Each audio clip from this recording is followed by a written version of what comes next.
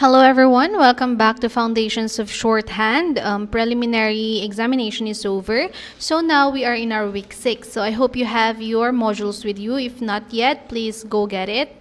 Nang sa ganon, may magiging guide kayo dun sa magiging discussion natin. And of course, please have with you your notebooks, your stenopads as well. So as of today, I only checked one notebook, one complete stenopad notebook. Okay, so kasi nga naman, isa pa lang din yung naka-exam. Okay, so today is 28. Yeah, it's 28 today, September 28. So, ayan. So, I hope you have your modules and your stenopads and your ball pens with you.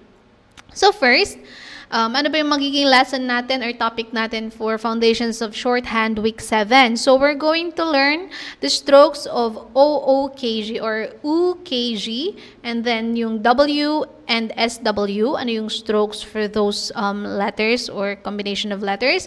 And then we also have the DPB, or I'm sorry, that should be SPB. That should be SPB. So, we're going to have SPB and then yung soft U sound. Okay? So, ayan. So, let's get to it. So, first, of course, let's go to Paint. Let's transfer our words from Word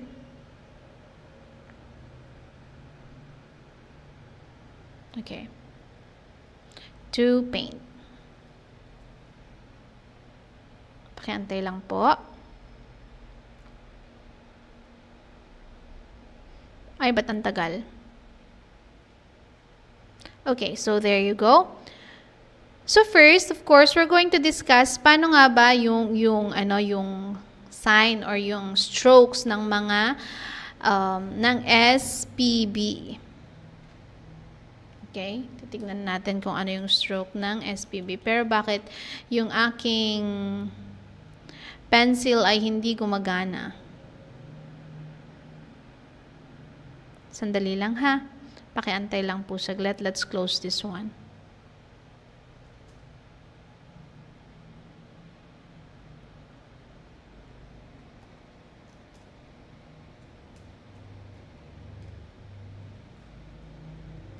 Okay. So then let's go to Paint. Ayan, I hope it's working now. Ayan, okay. So next, discuss muna natin kung paano i-stroke yung OOKG. So we have OOKG, OO, and then we have K, and then we have G. So nandiyan naman sa inyong mga module yung stroke, pero syempre, papakita ko pa din. Okay, so we have OO is the downward hook, and then K, we have downward curve na maliit, and then of course G, we have the longer curve. So ayan, that is how you stroke these three. So as you can see, magkakasama na naman sila. Yung UUKG, magkakasama yan, meaning they have the same stroke. It only differs in the length of the stroke. Okay? So ayan, ano yung familiar, di ba? Familiar yung parang katulad nito or kabaligtaran lang nito ng ORL. So, ORL. Yung O natin, O, and then yung ating R, R, and then yung ating L. So, you see, kabaligtaran lang. Okay? So, yung OOKG ang lesson natin ngayon. So, let's do do. So, paano natin gagawin si do? Let's try stroking do. We have D, and then we have the UU.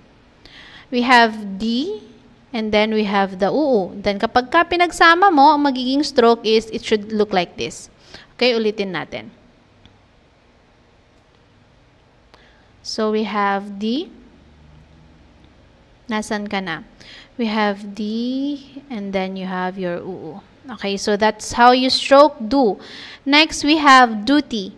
So, we have D, UU, T, and E. Duty. Hindi kita yung ating circle. So, ulitin natin.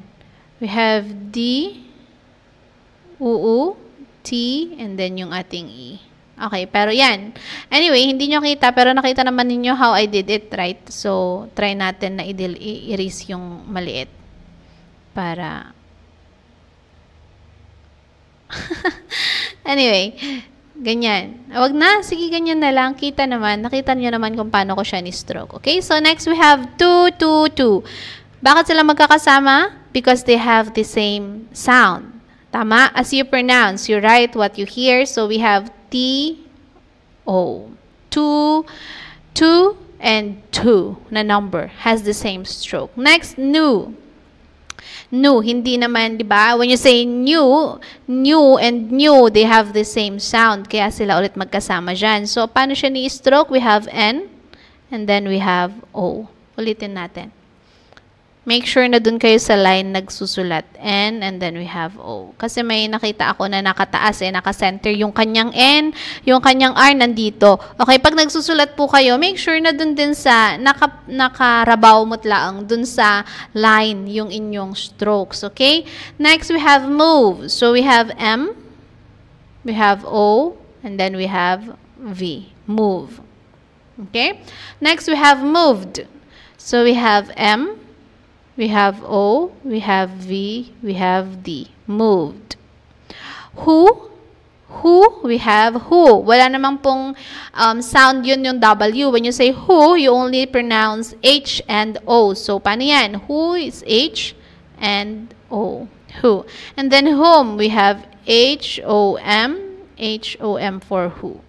Pero syempre, as I've said, nun dun sa H and ING, nahuhuli po yung period na nilalagay. Okay? Next, we have Sue. Like Sue Ramirez. So, we have S, U, and then yung ating capital symbol. Next, suit. Suit. Hindi yan sweet. It's suit. Next, we have S-O-T. Suit. Next, food. We have F. Paano yung F? Lapayag, F, and then we have UU, and then we have D, food. Next, room. So, room, we have R, and then UU, and then M, room. Okay, nakikita po ninyo, that's how you do it, R, M. Next, fruit. So, we have FR blend, F, wait, parang may una doon. Ulit, we have FR blend, F, R blend, and then yung ating UU, and then yung ating T for fruit. Tanggalan natin ng konti, medyo napahaba. Okay, so that is how you do fruit. Next, we have flu. Flu, flu. So, flu, we have FL blend, FL, and then yung ating U. Okay? So, that is how you do F, U, F, UU. UU. These are our UU letters, or UU sound, UU words, okay? So, ayan. Pag may mga hindi kayo nakuha na strokes, please feel free to go back, move back, backwards. Ayan, i-repeat ninyo yung video hanggang sa makuha ninyo ng tama. And as I've said, I hope that while you're watching this video, you are also trying to write it on your stenopad. During the time that you're going to come here in school and submit your activities, make sure na nandito po yung stenopad. Natangan po ninyo yung stenopad ninyo at papacheck ninyo sa akin. Okay? So, ayan. Bakit po kailangan pa ng stenopad? This is how I make sure that natututo kayo, na nagagawa ninyo or natututunan ninyo yung aking mga pinagsusulat dito. Okay? So, ayan. Let's move on to our next set of words. Yung ating K. Yung ating K. So, let's go here.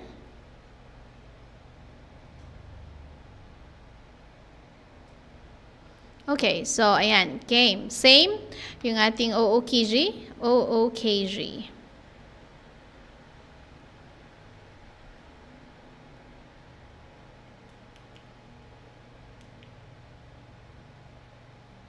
Bakit? Ano nangyayari?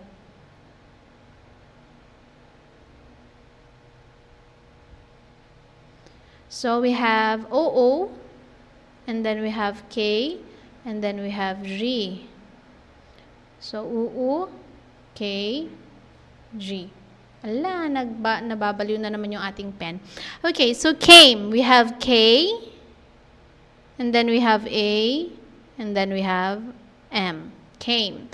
Next, make. We have M, we have A, and then we have K. Make. Okay, next we have making. We have M, we have A, we have K, and then we have ing, making. Cake. So we have K, A, K, cake. Next, take. We have T, and then A, and then K, take.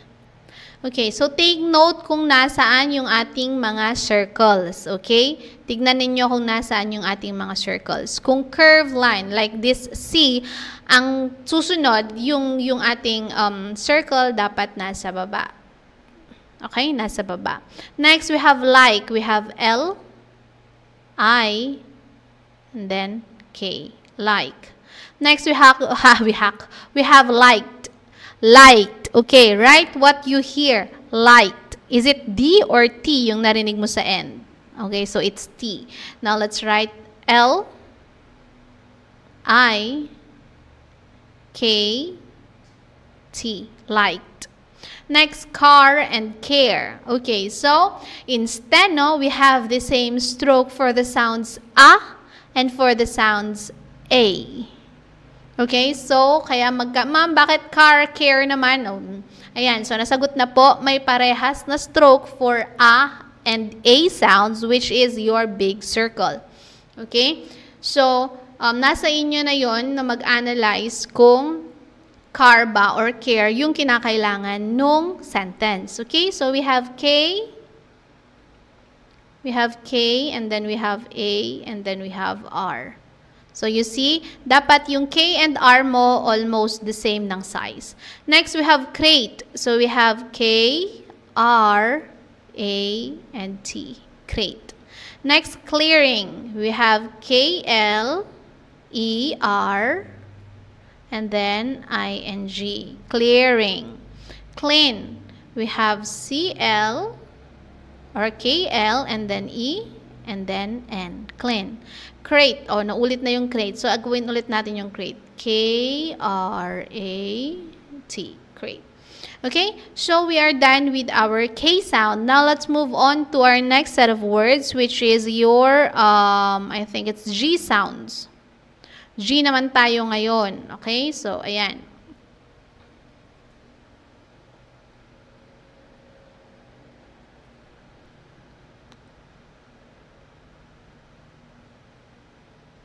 Okay. Mag-N na nga lang tayo. Mag-new na nga lang. Ayan. Okay, so let's write here our letters. O, O, and then K, and then G. So we have U, and then K, and then G. Okay, so let's do gain. So we have G, A, N. Gain. Game. We have G, A, M. Game. Gave. We have G, A, V. Gave. Give. We have G, E, V. Give. Next, given. We have G, E, oops. We have G, E, V, N. Given. Hindi naman siya given. It's given. Okay? Next, great. We have G, R, A, T. Great. Next, grade. Grade. We have G, R, A, D. Grade. Green. We have G-R-E-N. Green. Next, grain. We have G-R-A-N. Grain. Okay? So, nakikita ninyo yung ating G and yung ating R. Kasi diba, yung R, ang equivalent ni R is yung ating letter K. And then, of course, yung letter G, ang equivalent naman niya na pabaliktad is yung ating letter L. So, you always have to make sure na at least may konting difference between your G and your R, or your G and your K, and then, of course, your R and your letter L. So, ayan. So, at least kailangan ma-identify mo kung ano yung mas mahaba. Okay? So, hindi naman kailangang i-measure mo na every time na nagsusulat ka, i-measure mo na this is letter G. Dapat magkakapareha sila ng length. No. What is important is that you can see na yung letter K mo mas maliit kesa dun sa letter G. So, you don't have to, kasi di ba, mapupukaw na yung sense, mawawala na yung sense nung ating stenography, which is writing or making you able to write faster, right? So, pagka mini-measure mo na, hindi ka na makakabilis ng pagsusulat. Okay? So, ayan, you only have to make sure that kita yung difference between your letter K and your letter G. Next, we have go. So, go, we have G and O. Go. Next, goal. So, we have G, O, L. You see? Yung ating G and L, at least magkalapit lang ng size or ng length. Gain, we have G-A-N. Gain. Next, we have eager. So, we have E-G-R. Eager. Check ko. Baka mamaya mali. Okay, so tama. So, we have E, G, and R. Next, we have regret. Regret, we have R, E, G, R, E, T. Regret. Okay? Bakit ganyan? Hindi ba ganon? Okay, so yan naman yung pinakita sa book. Okay, next we have glow. Glow, we have G-L-O. Glow. Now, gleam. We have G-L-E-M. Gleam. Next, legal. So, legal, legal, legal. So, we have L, and then G, and then L. Legal. Kasi nga, di ba, li, and then girl, girl, girl, G-L. So, wala tayong A. Omitted yung ating letter A. Okay? Legal. Next, eager. Natapos na natin yung eager sa taas na ulit lang. So, we have E-G-R for eager. Okay, so we are done with our first set, which is your OOKG. Now, let's move on to our next topic. Ayan, mabilis po ba masyado? Anyway, as I've said, pwede naman ninyong i-repeat, right? Pwede ninyong i-backward. Ulitan yung mga strokes na hindi ninyo nakuha. Pero, ayan, nandito na yung video. Nasa inyo rin naman yung inyong module. All you need to do is to copy it. Pero, ayan, mas maganda rin kasi kapag sometimes, try to analyze kung ano yung ginagamit, yung kinokopya ninyo. For example, let's try this grain. Let's do the analysis of grain. So, we have G, and then we have R, and then we have A, and then we have N. So, ngayon, pagdugtungin mo yan, you have G, and then you have R, and then you have A, and then you have N. Okay? So, you also need to have or try practicing your analysis or try nahasain yung inyong analysis when it comes to strokes. Okay? So, ayan.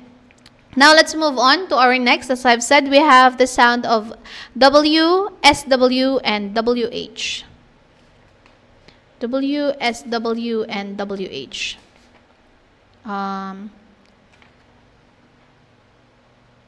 Okay, so, ayan. So, paano na naman gagawin yung ating, ano naman yung stroke ng W, SW, and WH? Okay, so ito yung ating mga words.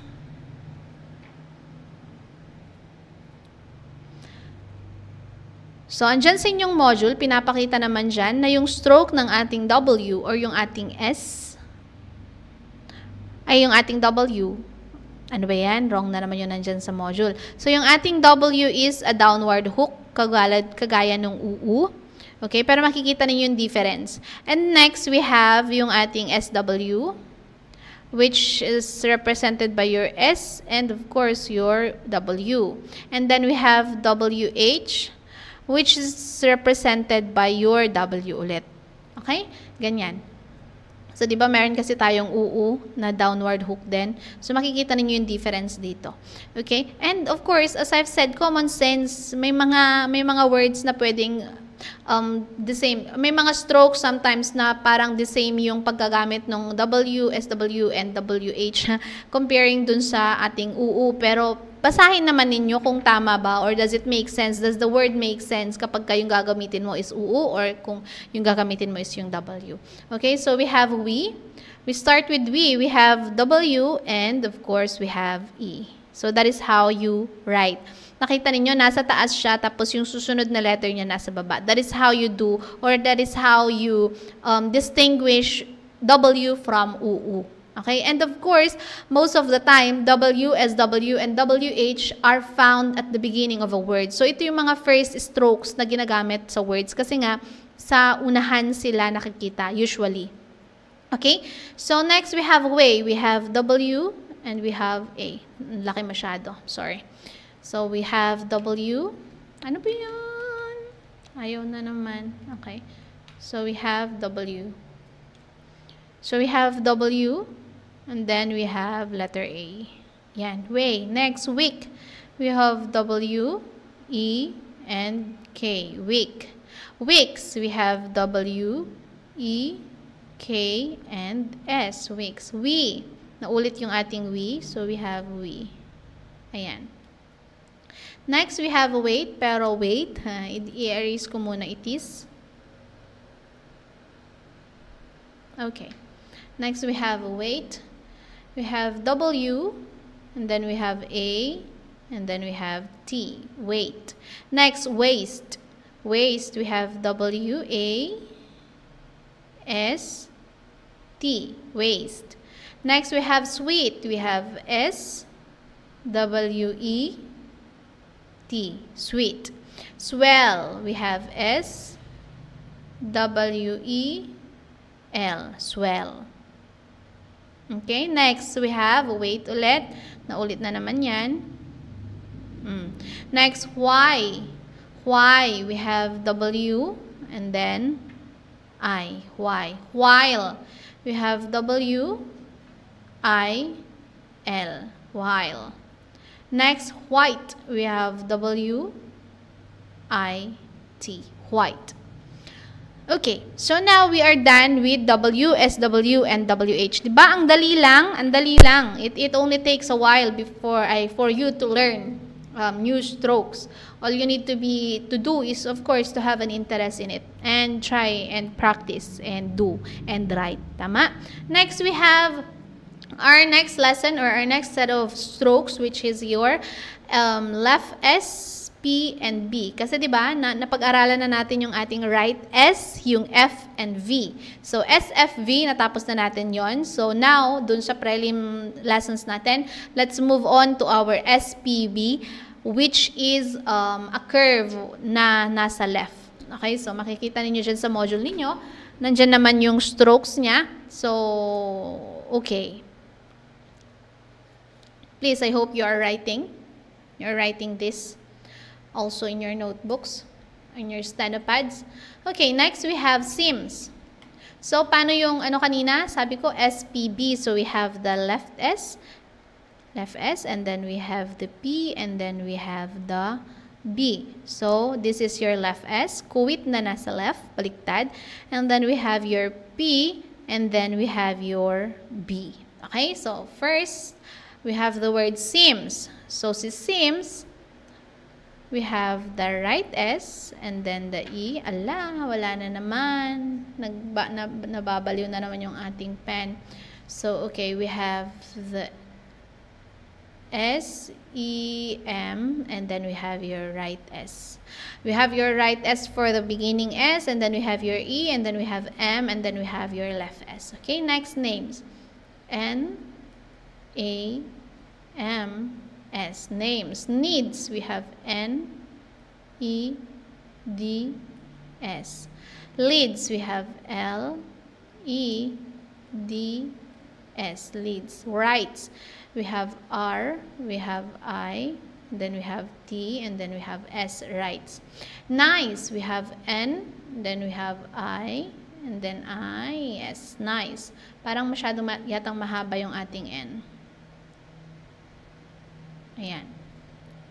Next, we have days. So, we have D, we have D, and then we have A, and then we have S, days. Next, list and list have the same sound, therefore they have the same stroke. So we have L, we have E, and then we have S, and then we have T, list. Raised, raised, so we have R, we have A, and then S, and then T, raised. Hindi naman siya raised, it's raised, T. Next, we have sales. So sales, we have your left S, and then your A, and then your L, and then your right left S ulit, sales. Next, readers. So we have R, we have E, D, R, S, readers. Next, we have increased. In, natakal na natin yung in na beginning. So in, IN is only represented by your N stroke, okay, sa beginning yan. So increase, K, R, E, S, increase. Next, most. Most, so we have M, we have O, and then S and T, most. Next, we have desk. So we have D, we have E, S, and then K, desk. Leasing, so we have L, ES, and then ING. Okay, so that is how you used or you stroke your ating left S. Now let's move on to our next word, which set of words which are the words for the P sound. Okay, P naman ngayon.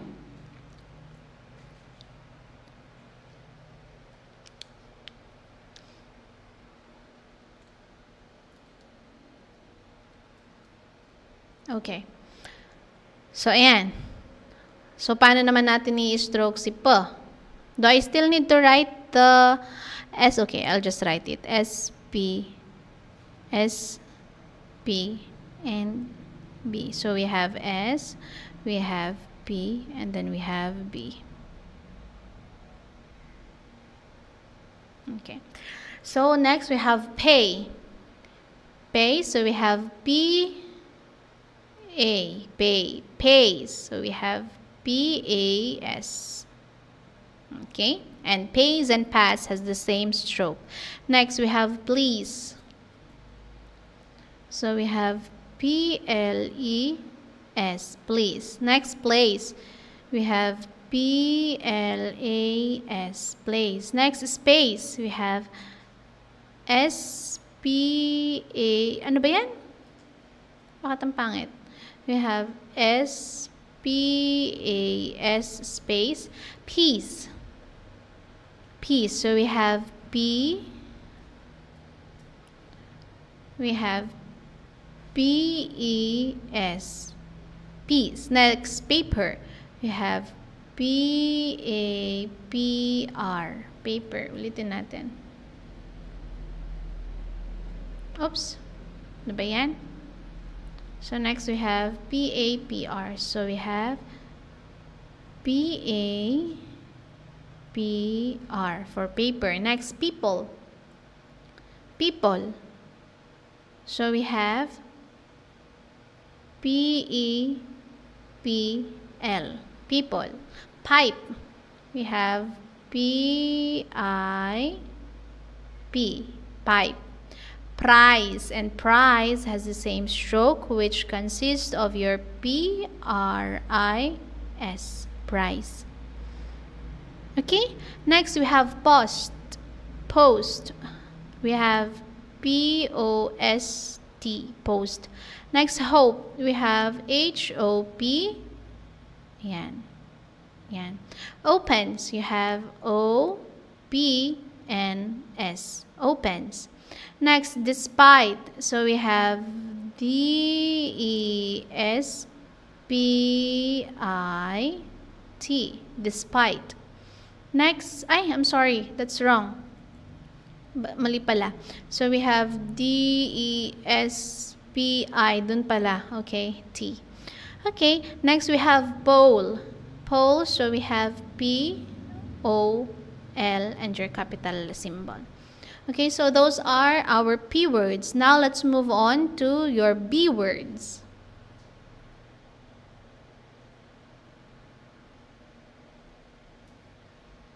Ayan. Okay, so for our B word, first we have base. We have B-A-S. S. Okay, next we have based. So based, I let you write what you hear. So based, it's letter T. So we have B-A-S-T. Based. Next, best, we have, ano yan? Nangyari? So we have B-E-S-T. Best. Next, bay, we have B-A. Ulit, we have B-A. Next, buy, we have B-I. Buy. Next, beats, we have B-E-T-S.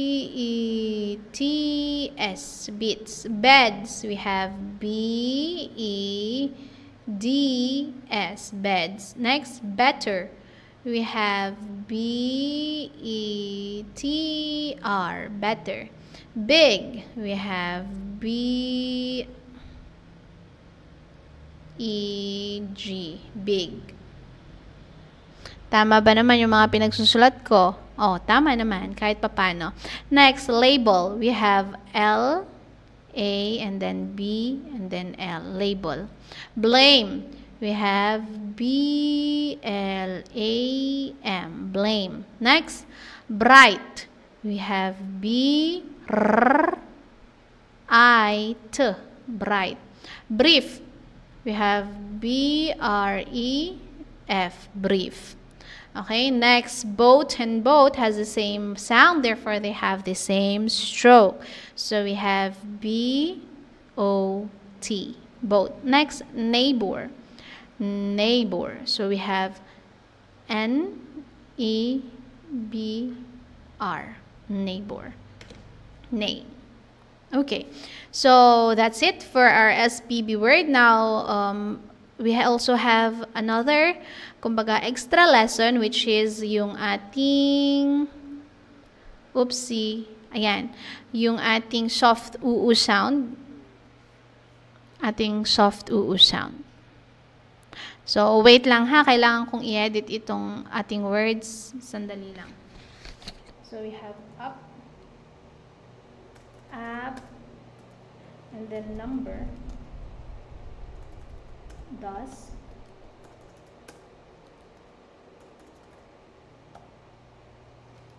and then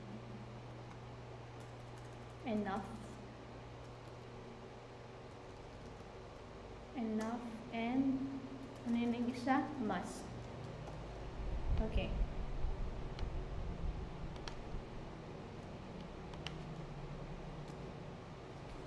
Okay, so for our bonus letter, we have a lesson or bonus words. We have our short and soft sound of uu. So, ang sabi dyan, the uu hook that represents the sound of uu in two also represents the short sound of u as in up. Okay, it also represents the short sound or the soft sound of uu as in book. Okay, so ayan. Nasasanay din naman kayo dito. Hindi naman niyo kailangang, kumbaga, i-memorize lahat. Kasi as you go on, as you keep on writing, doing your activities, and of course, sumusulat sa mga stenopads ninyo, nasasanay din kayo. Kumbaga, automatic na alam na nung utak at saka kamay ninyo na ito yung gagamitin ninyong stroke. Okay? So, all you need to do is to keep practicing. Next, we have up. So, up is O and P. We have uu. Anyari? Oops, it's no longer working again. Color, yan.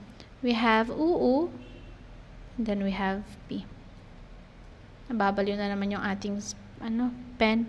We have uu, and then we have P. Next, number. We have NM, N-O-O-M, and then B-R. Number. DOS. So we have D. We have D, D-U-U, and then S, DOS. Next, we have enough, E-N-O-F, enough. Next, must, we have M-O-S-T, must. Next, books, we have B-U-U-K S. Sorry. That's for books. Ulitin natin. We have B, U, K for book. And then we have books. We have B, U, K, S. Okay? Next, we have cook. We have K, U, K. Cook. Now we have cookbook. So, it's written or stroked as K, U, K, B, U, K. Next, we have foot. So we have F-U-U-T, foot. Put, we have P-U-U-T. Pool, we have P-U-L. Took, we have T-U-U, and then K, took. Us, choink, ganun yung as. U, and then diretsong S. Okay? So, ayan, I think that's it. So, what's next is, of course, your activities. So, you have 1 to 10 that you're going to transcribe to longhand, and then you have 11 to 15 that you need to transcribe to shorthand. So, I hope you were able to learn something from this video discussion. I hope I was able to help you understand those strokes that is in your module. So, I hope to see you in our next video. That's it. Thank you for listening and watching. And of course, thank you for writing with me if you did. So that's it, everyone. Good day and God bless.